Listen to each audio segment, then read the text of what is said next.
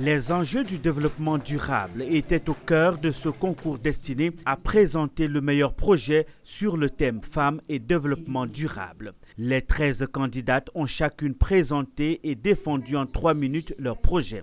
Elles se sont toutes engagées pour la protection de l'environnement et de la survie des générations. À la fin d'un long moment d'attente, de suspense et de délibération par les membres du jury, c'est Blé Emeline qui remporte la première édition avec le projet Mon arbre fruitier. Un projet à caractère humanitaire et social estimé à 250 millions de francs CFA par sous-préfecture.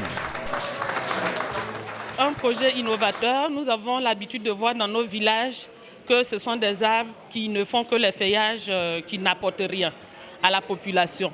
Mais là, dans le développement durable, il faudra que le projet apporte une valeur écologique, une valeur sociale et une valeur économique. D'autres projets présentés sont déjà en phase d'implémentation sur le terrain. C'est le cas de celui de Akissi Thérèse, valorisant le secteur éducationnel. Nous le méritons parce que nous avons travaillé. Nous passons maintenant à la deuxième phase de notre projet, c'est d'aller au recyclage et à la sensibilisation des autres enfants.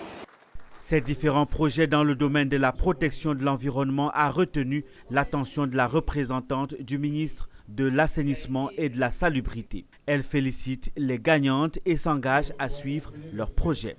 On a un réel intérêt à participer à ce genre de cérémonie, dans la mesure où vous avez pu remarquer que tous les projets qui ont été présentés sont des projets qui avaient trait à l'assainissement. L'organisateur de cette première édition de Africa Green Lady Day justifie le choix du thème de la présente compétition. Pour lui, les femmes sont les mieux placées pour défendre les sujets de l'environnement. C'est une question charnière. Elle concerne à la fois le social, l'écologie et l'économie. Donc ça veut dire que si vous êtes gouvernant, si vous appartenez à une société pour laquelle vous voulez du bien, eh bien si vous touchez la question du développement durable, vous avez touché l'ensemble des secteurs. Donc c'est la plus grande bataille. Alors la question c'est de dire, en tant que citoyen, comment est-ce que nous pouvons contribuer à donner des idées, à donner des éléments à nos gouvernants, à nos dirigeants, pour que le dossier puisse avancer.